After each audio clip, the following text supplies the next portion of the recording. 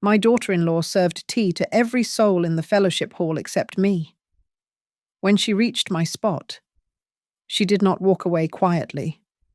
Instead, she slammed the ceramic pot onto the table hard enough to rattle the china. The room fell silent, but I just smiled. She thought she was burying me in shame, but she had actually just pulled the pin on a grenade my husband secretly left in his will.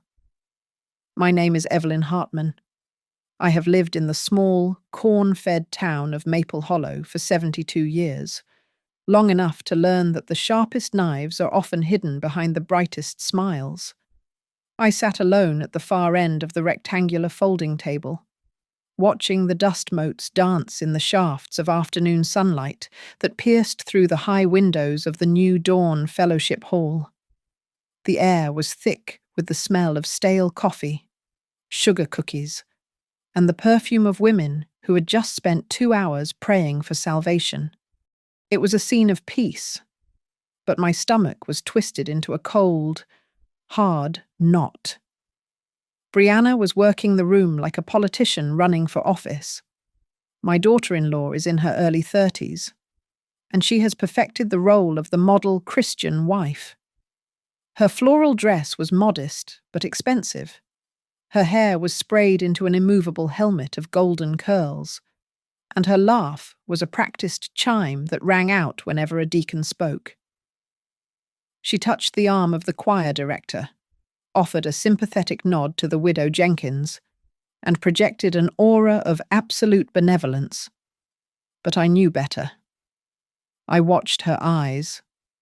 Whenever her gaze swept past my corner of the room, that warmth instantly vanished, replaced by a flat, reptilian coldness that made it clear she wished I were already 6 feet under the soil. She picked up the large, floral ceramic teapot, gripping the handle with an air of importance. She began her rounds. She poured a steaming cup for Pastor Miller, bending slightly to show respect. She filled the cup of the pastor's wife. She moved down the line, pouring for the ladies of the auxiliary board, and even topped off the cups of the teenagers who were only there for the free donuts. She wove through the crowd with a dancer's grace, laughing and chatting, getting closer and closer to me. I sat with my hands folded in my lap, my empty china cup waiting on its saucer. She reached my section of the table. She walked right past my chair, the hem of her skirt brushing against my leg, acting as if the space I occupied was empty air. Then she stopped. She turned back, looking down at me with a sneer that only I could see. She did not offer to pour. Instead, she lifted the heavy pot and slammed it down onto the table directly in front of me. The sound was violent, a sharp crack of ceramic hitting wood that echoed through the hall. Brown tea sloshed out of the spout, splashing across the white paper tablecloth and creeping toward my sleeve. My teacup rattled in its saucer from the force of the impact. The room went dead silent. Conversations cut off mid-sentence. The laughter died. Brianna did not apologize. She smoothed her dress and spoke, her voice raised just enough to carry to the back of the room, dripping with a poisonous, synthetic sweetness. "Oh, Mother Hartman," she said, feigning a sigh. "I almost forgot you were sitting there. You know how much your hands have been shaking lately. I thought it would be safer if you served yourself, so you do not make a huge mess on anyone else." The humiliation hung heavy in the humid air. Somewhere to my left, Mrs. Higgins let out a nervous, chirping laugh. Several people suddenly became very interested in the floor tiles or their phones. Pastor Miller cleared his throat and looked toward the exit, refusing to meet my gaze. No one spoke up. No one defended me. They were all complicit in their silence, except for one person. A young woman I did not recognize, standing near the choir robes, was watching us with narrowed eyes, studying the scene with an intensity that pricked my skin. I did not cry. I did not shout.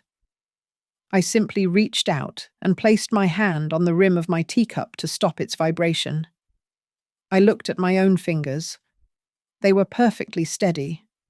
My hands were not shaking, because I was not the frail, confused invalid Brianna had been painting me as for the last 6 months. I had been waiting for this moment. I had been preparing for this public execution for weeks. I looked up at her, meeting her gaze with a calm that I saw unsettled her. She expected tears. She expected a senile outburst. Instead, I gave her nothing but silence. They all thought this was just tea after the service. I knew better. This was the first hearing of her trial, and the only judge that mattered was sitting right inside my head, ready to pass sentence. I closed my eyes and let the smell of stale church coffee fade, replacing it with the scent of ozone and Old Spice. That was the smell of Frank. We met when I was 22, working the front desk at Northbridge Systems. I was just a secretary with a head for numbers, and he was the electrician who came to fix the wiring in the break room. He did not have a college degree or a fancy car. He had calloused hands and a smile that made you feel safe. Our wedding was not like the pageants young people throw today. We married in my parents' backyard under a string of white lights. I baked our wedding cake myself because the bakery wanted $50, which was too much for us back then. That night, Frank held me close and made a promise that haunts me now. He swore he would never let me grow old and forgotten in some nursing home. He said we would take care of each other until the end. He kept his word. I am the one currently fighting to keep mine. Then came Caleb. We wanted a house full of children, but God only gave us one. I remember the nights I spent pacing the floor with a colicky baby, my eyes burning from exhaustion, knowing I had to be at work in 3 hours. I worked 2 jobs for 5 years to help pay off the mortgage. We scraped and saved so Caleb could have new shoes for school and a warm bed. Frank eventually opened his own place, the Hartman Fix-It workshop. It was a dusty, cluttered garage full of half-repaired toasters and lawnmowers. I did the books at the kitchen table after dinner. We were tired, but we were happy. I remember the grease stains on the tablecloth and the sound of Frank laughing as he recounted a tricky repair job. We took weekend fishing trips to the lake, eating sandwiches wrapped in wax paper. It was a good life. It was enough for us. But it was never enough for Caleb, even as a teenager. He looked at our life with a sneer. He hated that his father came home with dirt under his fingernails. He stopped inviting friends over because he was ashamed that his mother was a secretary and his father was a repairman. He wanted soft hands and expensive suits. He wanted to be someone important. I knew we were in trouble the day he brought Brianna home. She was working for Evercrest Realty then, a sharp woman with ambitious eyes. She sat on our floral sofa and scanned the living room, not with warmth, but with calculation. She was not looking at a home. She was appraising an asset. She spoke politely, complimenting the pot roast, but her eyes lingered on the antique clock and the solid oak beams of the ceiling. She was calculating the resale value before she had even finished her iced tea. Frank saw it too. While Caleb was showing Brianna the garden, Frank pulled me into the kitchen. He looked out the window at the young couple, his brow furrowed. He whispered to me that he was not sure if that girl loved our son, or if she just loved the future she thought he could provide. He told me she had eyes like a hawk, spotting a field mouse. When the lung cancer took hold of him in his early 60s, Frank fought hard, but he knew the end was coming. In those final, quiet months, He became obsessed with our security. He would wake up in the middle of the night, gasping for air, grabbing my hand. He told me over and over not to let them push me out. He made me promise to keep the house. He told me he had visited a lawyer to make sure I would never be a burden, and more importantly, to make sure I would never be a victim. I did not understand the urgency then. I thought it was just the fear of a dying man.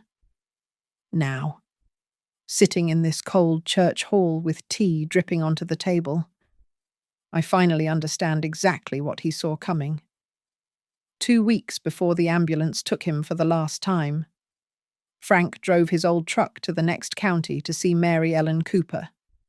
She was a lawyer with a reputation for being as tough as cured leather. They drafted the Hartman Living Trust. It was not a standard document. Frank insisted on a special provision, a poison pill of sorts.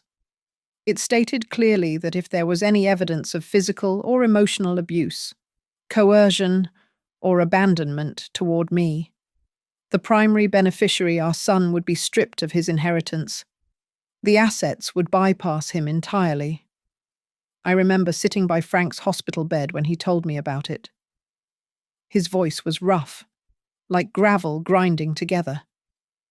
He held my hand and said he did not trust the law very much, but he believed those signatures would make our son and his wife think twice before doing anything evil.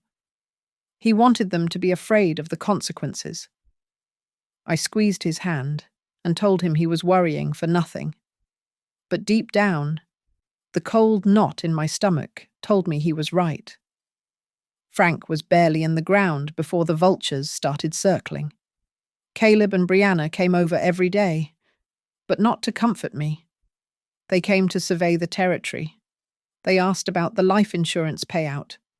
They asked about the deed to the house. They asked about the equipment inventory in the repair shop. They disguised their greed as concern, asking if I was overwhelmed by the bills, or if the house was too big for one lonely old woman to manage. The first crack in their facade appeared on a Tuesday afternoon. I was lying on the sofa in the living room with my eyes closed, trying to rest my aching back. I heard the creak of the floorboards in the study. I walked quietly to the doorway and saw Brianna. She was kneeling in front of Frank's metal filing cabinet. She had pulled out the heavy manila envelope marked Trust. When I cleared my throat, she jumped so hard she dropped the folder. She stammered that she was just looking for some tax documents to help me out. But her eyes darted around the room like a trapped animal before she shoved the papers back and hurried out. After that failed attempt, their strategy changed. Brianna began a campaign of subtle psychological warfare. It started with small corrections. If I said I went to the store on Monday, she would smile pityingly and tell Caleb that I actually went on Tuesday. She would move my keys or my glasses when I was not looking, then watch me search for them in panic. She would turn to Caleb and whisper loudly enough for me to hear that it was sad to see Mom getting so forgetful. She was planting seeds of doubt in my son's mind, making him believe his mother was losing her grip on reality.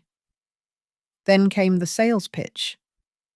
Caleb sat me down at the kitchen table and slid a glossy brochure toward me.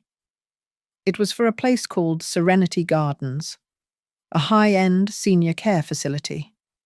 He told me a friend of Brianna could get me a discount if we sold the house immediately to cover the entrance fee. He said it was for my safety. When I pushed the brochure back and told him I was staying in the home his father built, his face darkened. For the first time, he snapped at me. He asked why I was being so stubborn when they were only trying to help. The mention of Frank's will and my right to the property made him clench his jaw in a way that terrified me. Brianna took the war to the church. At New Dawn Fellowship, she played the role of the saint. She would stand in the circle of women after the service, holding their hands and asking for prayers. She told them she and Caleb were exhausted from caring for me. She spun stories about my erratic behavior, my mood swings, and my supposed confusion. She painted a picture of a woman who was falling apart, and herself as the angel holding the pieces together. I could feel the change in the air. People started looking at me with pity or avoiding conversation, afraid I might say something crazy. I realized then that I was being surrounded. They were building a narrative where I was the problem and they were the victims. It was a perfect trap to justify locking me away and taking everything Frank had left behind. The rain was hammering against the aluminum siding of the house, a relentless drumming that usually lulled me to sleep. But that night, the house felt alive, vibrating with a tension that had nothing to do with the storm outside. I was lying in bed, staring at the ceiling, when I heard their voices drifting up through the floor register. Frank had installed that heating system 40 years ago. He used to joke that the ductwork was so efficient it could carry a whisper from the basement to the attic. Tonight, it was carrying a conspiracy from the kitchen directly to my ear. I held my breath, listening to the metallic echo of Brianna's voice. She sounded sharp, impatient, like she was negotiating a contract rather than discussing a family matter. She told Caleb that they could not wait any longer. She said she had already spoken to her personal lawyer about filing for emergency guardianship. She listed the requirements like a grocery list.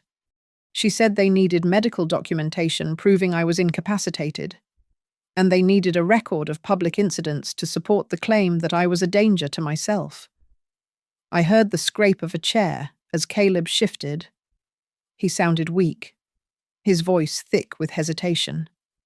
He asked her if they really had to go that far, reminding her that I was still his mother. Brianna cut him off instantly. Her voice dropped an octave, becoming cold and deadly serious.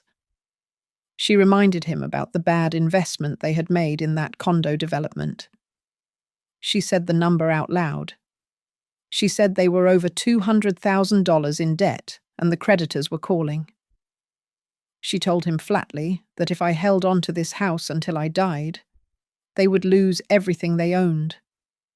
She said the equity in my home was the only thing that could bail them out. My heart was pounding so hard against my ribs, I was afraid they might hear it through the floorboards. Brianna continued, laying out the next steps. She mentioned a doctor, a man named Dr. Vance, who operated a private clinic across town. She said he was a friend of a friend, and that he would write a diagnosis of rapid cognitive decline if the consultation fee was paid in cash. Then she moved to the social aspect of her plan. She said they needed to use the church. She suggested creating situations where I would look confused or aggressive in front of the pastor and the congregation. She talked about provoking me, hiding my medication, or switching the times of events so I would show up late and disoriented. I lay there, gripping the quilt with freezing hands. This was not just a daughter-in-law who did not like me. This was a coordinated military operation. They had a timeline. They had a budget. They had allies. I realized with a jolt of terror that the community I had been part of for 50 years was being weaponized against me. The door to my bedroom creaked open slowly. I flinched, expecting to see Caleb coming to check if I was asleep. Instead, a slice of hallway light fell across the face of my granddaughter, Lena. She was 16, wearing oversized pajamas, and her face was pale as a sheet. She had been standing on the landing, listening to the same conversation. She crept into the room and sat on the edge of my bed. Her eyes were wet. She whispered, asking me what they were going to do to me. She looked terrified, a child watching her world fracture. I sat up and pulled her into a hug, smoothing her hair. The fear in my chest began to harden into something else, something cold and heavy like iron. I looked at her and spoke with a voice that surprised me. It was steady. It was strong. I told her not to worry. I told her that they thought I was weak because I was old. I told her that I had lived through storms that her parents could not even imagine. I looked her in the eye and said that if they wanted a storm, I would give them one.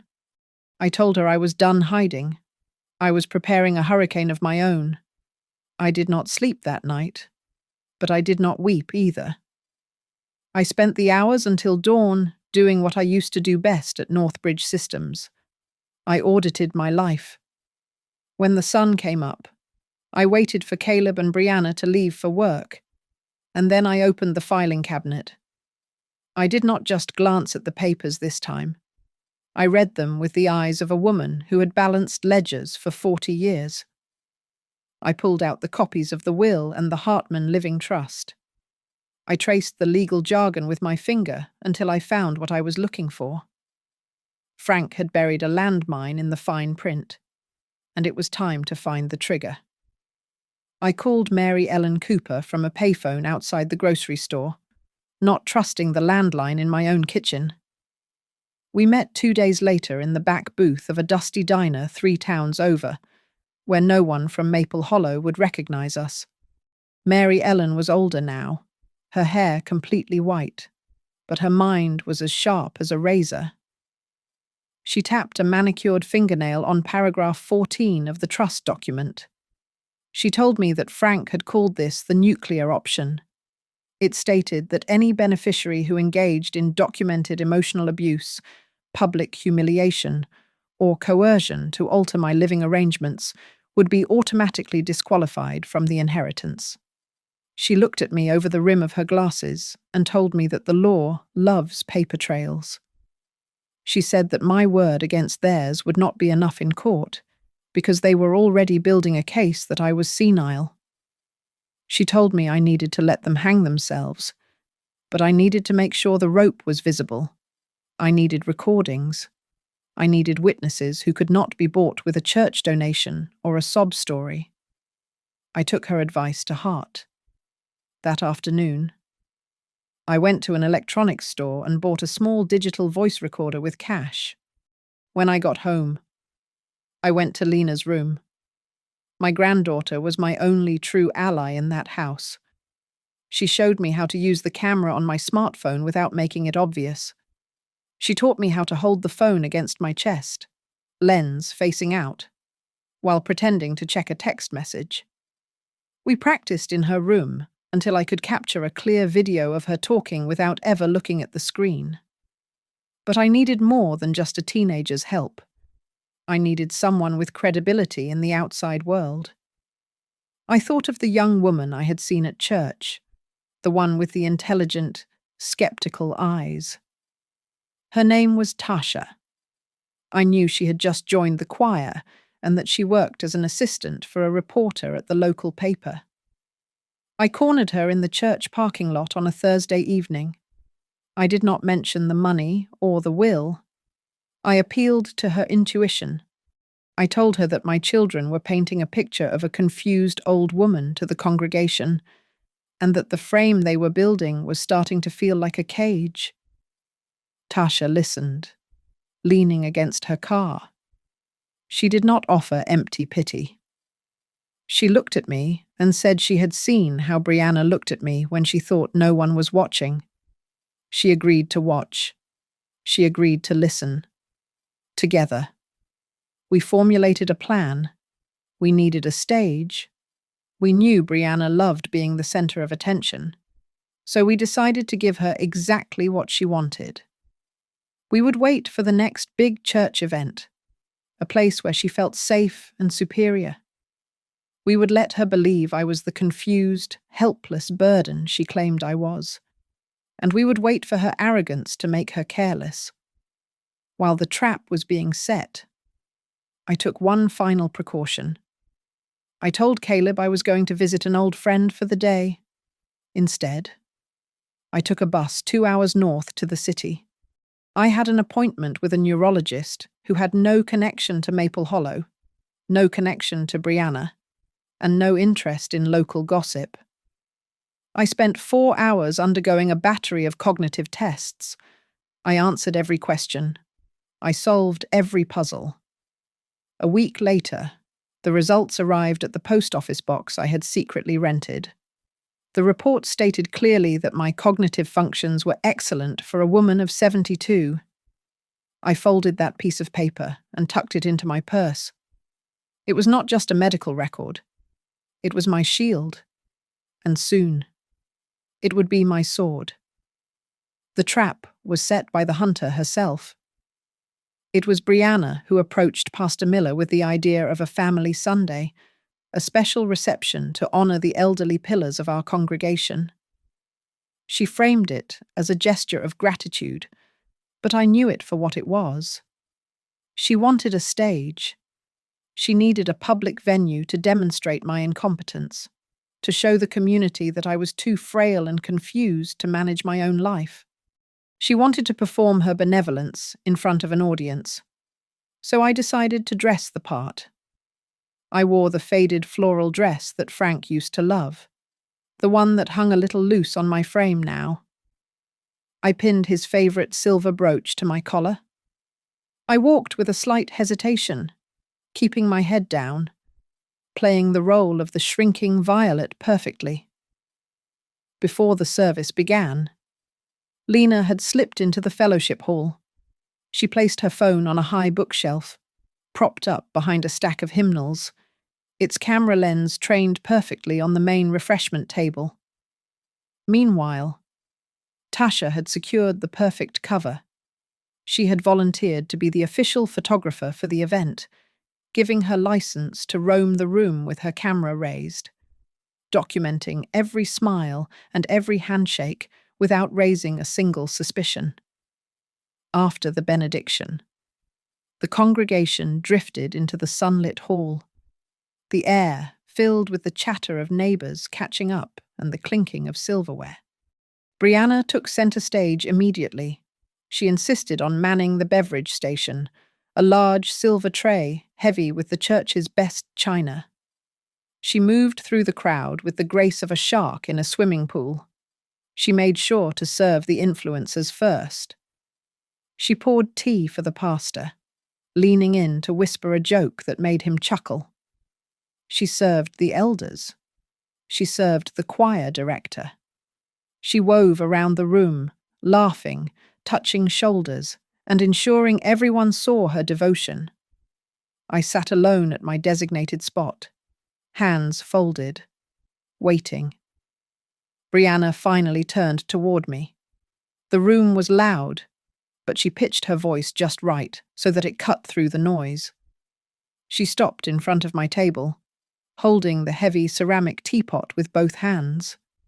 The smile on her face was tight, plastered on like a mask that was starting to slip. "Oh, Mom," she said, loud enough for the back row to hear. "I almost forgot.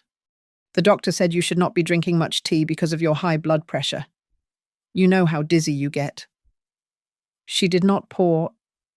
Instead, she lifted the pot and slammed it down onto the table directly in front of me. The sound was violent. It cracked through the room like a gunshot. The impact was so hard that the china cup sitting on the saucer rattled and jumped, spilling a dark wave of lukewarm tea onto the white tablecloth. A gasp came from Mrs. Gable at the next table. The chatter in the room died instantly. The silence that followed was heavy and suffocating. I could see the mouths of the ladies in the choir form the words, "Oh my God." Though no sound came out, Brianna stood there, breathing hard, perhaps realizing a fraction of a second too late that she had used too much force. She waited for me to cry. She waited for me to shake or yell or prove to everyone that I was the unstable woman she claimed I was. I did none of those things. I looked up, locking eyes with her. For a moment, I let her see the steel behind my gaze. Then, I moved. I stood up slowly, with the dignity of a queen. I reached for a paper napkin and calmly dabbed the spilled tea from the tablecloth. My hands were steady. I lifted the heavy pot she had slammed down, the weight of it familiar and grounding. I poured a perfect stream of amber liquid into my cup, not spilling a single drop. I set the pot down gently, without a sound. I looked at her, and then I looked at the stunned faces around us. "Thank you, Brianna," I said, my voice low but clear in the dead silence. "Thank you for reminding me to remember who is really serving whom here." From the corner of my eye, I saw the red recording light on Tasha's camera blink. I knew Lena's phone on the bookshelf had captured the entire scene. We had the sneer on Brianna's face. We had the shock of the pastor. We had the look of utter mortification on Caleb's face as he stood frozen by the donut table. They thought they were witnessing an awkward family moment.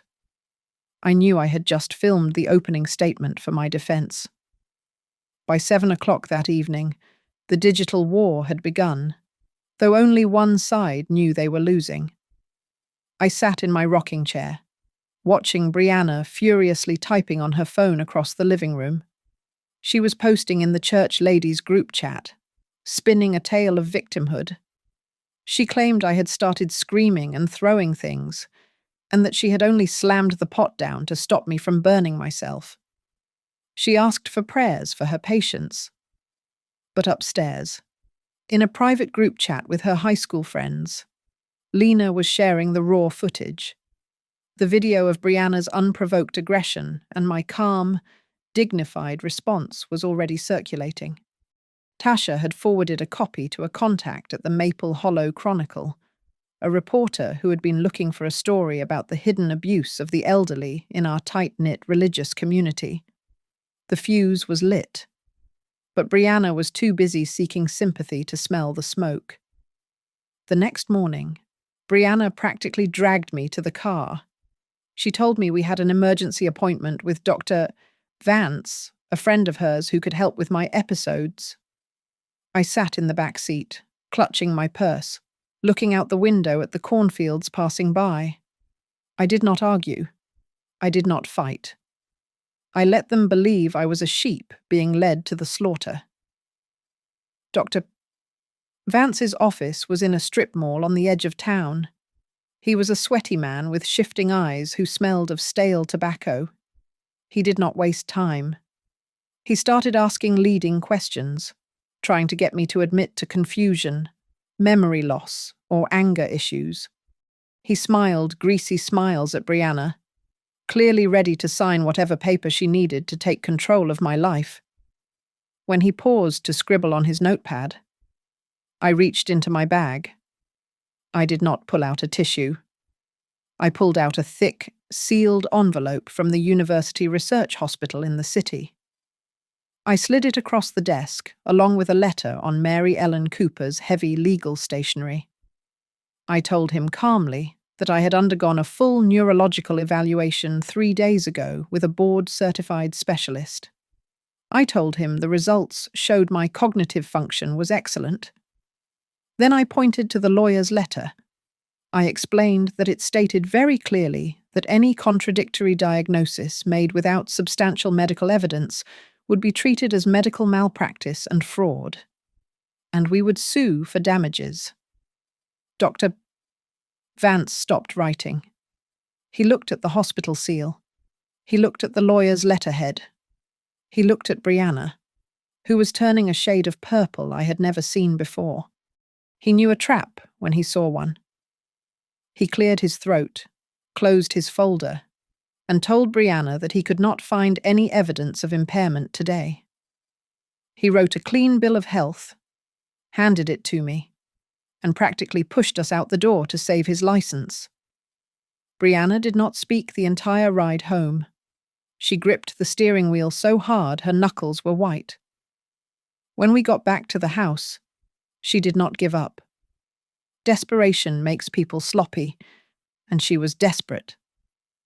That afternoon, Caleb and Brianna cornered me at the kitchen table.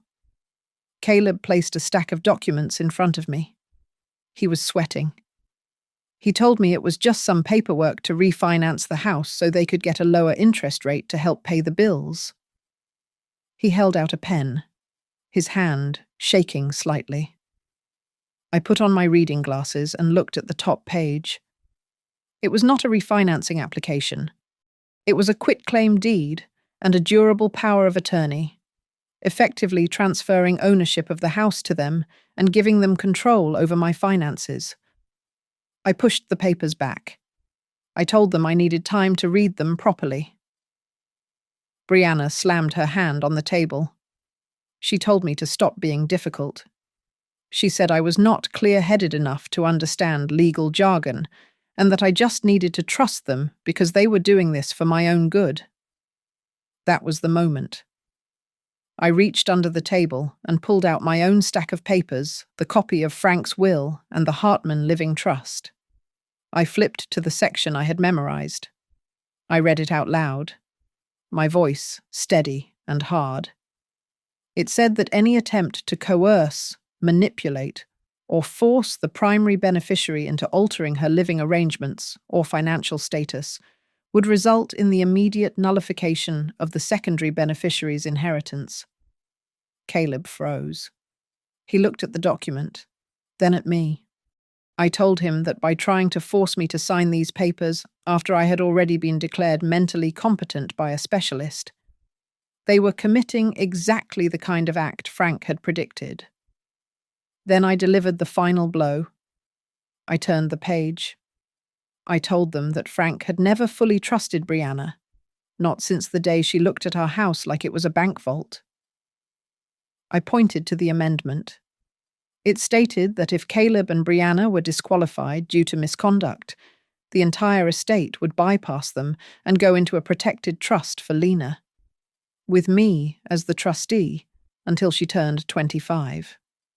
Caleb looked at his wife. Then he looked up at the ceiling where Lena's room was. Confusion and fear washed over his face. He realized for the first time that his greed was not just costing him his mother, it was pitting him against his own daughter in a legal battle he had already lost. Brianna stood there, mouth open, the silence in the kitchen deafening. I took a sip of my water and smiled. The trial was proceeding exactly as I had planned. The article appeared in the Maple Hollow Chronicle on a Wednesday morning. The headline was not subtle. It read, "The Elderly Lady, the Teapot, and the Questions We Ask About Respect in the Sanctuary." The reporter did not print our names, but in a town of 3,000 people, anonymity is a myth. Everyone knew exactly who the tea-slamming daughter-in-law was, and everyone knew I was the woman sitting in the silence. Tasha sent me the link before I had even finished my coffee. She texted me saying that this was no longer just about my kitchen table or my bank account. She said I had become a symbol. I read the comments section, which is usually a cesspool, but today it was a chorus of shared grief. Strangers were writing about their own children bullying them for inheritance, about being silenced in their own homes. I realized Tasha was right. I was not just fighting for my house anymore. I was fighting for every grey-haired ghost in this town.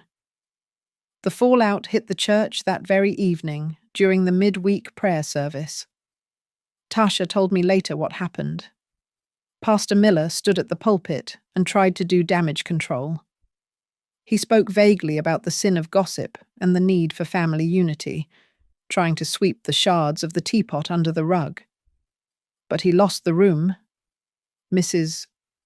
Gable, the head of the flower committee, stood up. She did not pray for unity. She interrupted him to say that she had seen Brianna snatch a microphone out of my hand at the Christmas pageant last year. Then another lady spoke up about how Brianna constantly cut in front of the seniors at the potluck line. The image of the perfect Christian wife was fracturing in real time. chipped away by the memories of the women she had dismissed as invisible. By Thursday, I received a call from Silver Horizon Advocates. They are a local organization dedicated to protecting the elderly from financial and emotional abuse. They had read the article. They offered me free legal counsel and safety planning. I accepted immediately. It felt good to have an army assembling behind me. Brianna, naturally, chose to fight her war on Facebook. She posted a status update that was over 1,000 words long. She wrote a tearful narrative about how she had sacrificed her career to care for a difficult, confused mother-in-law. She used words like dementia and martyr. She claimed I was violent and that the incident with the tea was her trying to protect the other guests from my clumsiness. For about an hour, she got sympathy likes from people who did not know better. Then, the digital tide turned. One of Lena's friends posted the video clip in the comments. No text, no explanation. Just the 20-second clip of Brianna sneering, slamming the pot, and my calm, steady hand wiping the table. The comments section exploded. The sympathy vanished, replaced by outrage. Brianna deleted the post 20 minutes later, but screenshots live forever. Lena came home from school that day with a strange look on her face. She told me that kids were sharing the video in the cafeteria. She said she was embarrassed that her family was a meme. But then she told me that a girl in her history class had cried and thanked her because her own grandmother was going through the same thing. My granddaughter looked at me and said she was proud of me. That was worth more than the deed to the house. The real blow to their finances came on Friday. Caleb came home at 2 p.m, his face grey. He worked for Integratech, a company that prides itself on corporate ethics. Apparently, the HR director reads the local paper. They called him in and asked about the allegations of elder abuse and the public disturbance. They put him on unpaid suspension pending an internal investigation. He walked into the kitchen, looked at Brianna, and did not say a word. The silence between them was heavy with blame. Then came the summons. The church deacons called for a private family reconciliation meeting to resolve the tension. They wanted me, Caleb, and Brianna to sit down in the vestry and work it out. They expected me to come alone, to be intimidated by the pastor, and to be bullied into a retraction to save the church's reputation. I agreed to the meeting, but I had no intention of going alone. I called Mary Ellen Cooper. I called the representative from Silver Horizon. When I walked into that meeting, I would not be the frail old widow they expected. I was turning their reconciliation trap into a tribunal, and I was bringing my own jury. The reconciliation meeting in the church vestry began with a prayer for unity, a soft attempt by Pastor Miller to label this whole disaster as a simple family misunderstanding. He looked at me with pleading eyes, hoping I would just nod and let things go back to normal. But the representative from Silver Horizon Advocates did not bow her head. She placed a tablet on the table and said that before we discussed forgiveness, we needed to establish the facts. She pressed play. The room went dead silent as the video clip played. The sound of the ceramic pot hitting the table echoed through the small room, louder than any sermon. Brianna's voice, dripping with sarcasm about my blood pressure, filled the air. There was no way to spin this. There was no way to edit it. When the clip ended, Pastor Miller looked down at his hands. He had to ask the question. He looked at Brianna and asked her directly if she had poured tea for everyone in the room except her mother-in-law. Brianna stammered. She tried to blame it on stress. She tried to say she was just tired. But the older women in the room, the deaconesses who had known me for 40 years, looked at her with a disappointment that was heavier than anger. Their silence was a moral verdict she could not escape. While the church was dealing with the moral failure, the county court was dealing with the legal one. The hearing for the emergency guardianship Caleb had filed before my counterattack was finally called to session. I walked into the courtroom wearing my best navy suit, my hair pinned back in a tight, neat bun. I carried my own files. I did not look like the confused, wandering old woman described in Caleb's petition. Caleb's lawyer tried to paint a picture of decline. He stood there and told the judge that I frequently forgot what day it was and that I had been found wandering the town lost. It was a lie, and we proved it instantly. Mary Ellen Cooper stood up and submitted the video evidence from my neurological exam at the university hospital.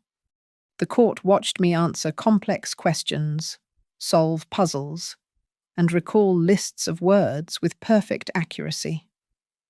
The doctor's report was projected on the screen, stating in bold letters that my cognitive faculties were completely intact. Then came the moment that broke my heart and saved my life. My granddaughter Lena asked to speak to the judge. The courtroom went quiet as 16-year-old Lena stood up. She refused to look at her parents. She told the judge in a shaking voice that she had heard her mother and father in the kitchen planning this. She testified that her mother had explicitly instructed her to lie. She said Brianna had told her that if anyone asked, she was to say that her grandmother was forgetful and prone to screaming fits. A gasp went through the gallery. Caleb put his head in his hands. We did not stop there. Mary Ellen introduced the financial evidence. She showed the emails Brianna had sent to a real estate agent discussing a quick cash sale of my home. She presented the draft of the refinancing agreement they had tried to trick me into signing, proving that their motivation was not my safety, but my equity. Finally, Mary Ellen played our trump card.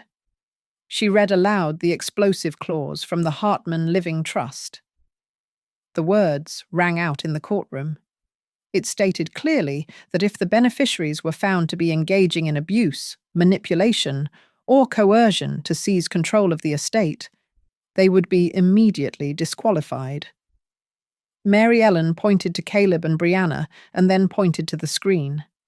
She explained that by filing a fraudulent guardianship petition and attempting to force a refinancing deal, they had legally triggered their own disinheritance. The assets intended for them would now bypass them entirely, redirected to a set of elderly charities and a protected trust for Lena. I watched Caleb's face as he realized the trap he had built for me had just snapped shut around his own neck. The judge did not bang his gavel. He did not need to make a spectacle because the silence in the courtroom was already heavy enough to crush a man. He looked over his spectacles at the defense table and spoke with a voice that was quiet, firm, and absolutely final. He formally denied the petition for guardianship, stating for the record that I, Evelyn Hartman, possessed full legal and mental capacity. Then he turned his gaze toward Brianna. He noted that the evidence presented, specifically the video recordings and the testimony regarding the forced isolation, constituted clear signs of psychological abuse against an elderly person. The real blow came a moment later, citing the specific provisions of the Hartman Living Trust. The court validated my motion to activate the penalty clause. Because Caleb and Brianna had attempted to coerce me and challenge my autonomy, they were officially stripped of their status as beneficiaries. The judge ruled that all decision-making power regarding my home and my assets remained solely with me. Furthermore, the inheritance that would have gone to them was redirected into a protected trust for Lena, which I would manage until she turned 25. That was when Brianna lost her composure. She shot up from her chair, her face twisted in a knot of ugly rage. She screamed that it was just a cup of tea and asked how they could lose everything over a spilled drink. It was a fatal error. By screaming those words, she proved to everyone in that room that she still did not understand what she had done. She did not see the cruelty. She only saw the inconvenience. The judge leaned forward and issued a stern warning, stating that if she continued this behavior, he would recommend a criminal investigation for elder abuse. She slumped back down, finally silenced. Caleb just sat there. His face was the color of old ash.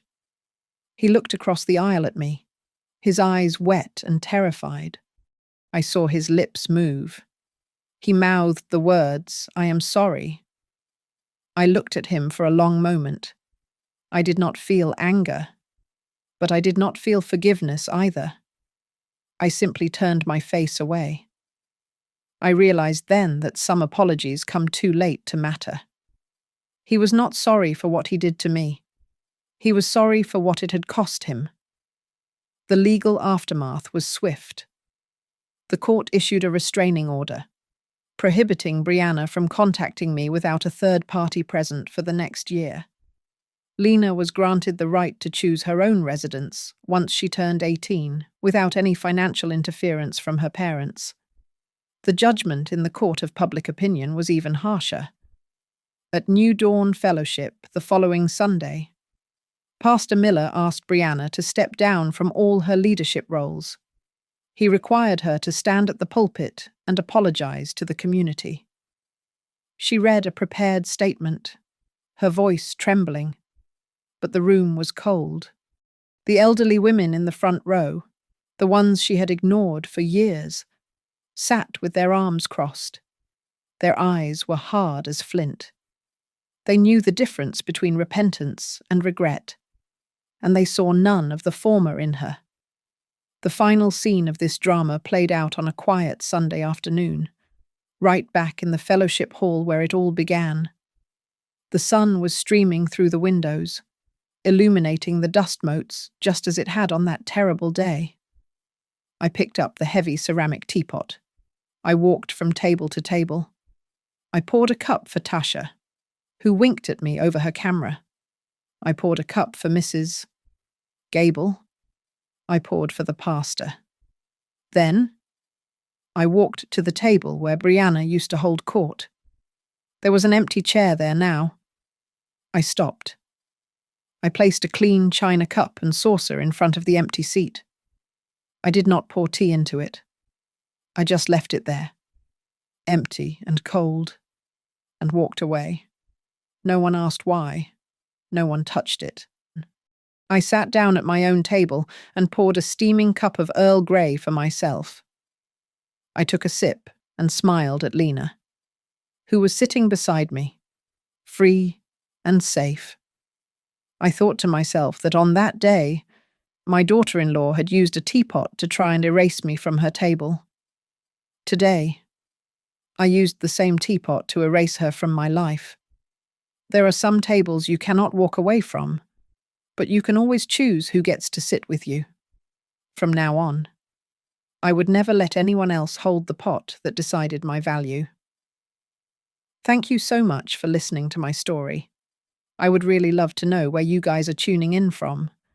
So please drop your city or country in the comments below, because I love reading through them and connecting with you all. If you enjoyed this story and want to support the channel, please make sure to subscribe to Grandma's Family Diary, hit that like button, and smash the hype button so we can help this video reach even more people who need to hear it.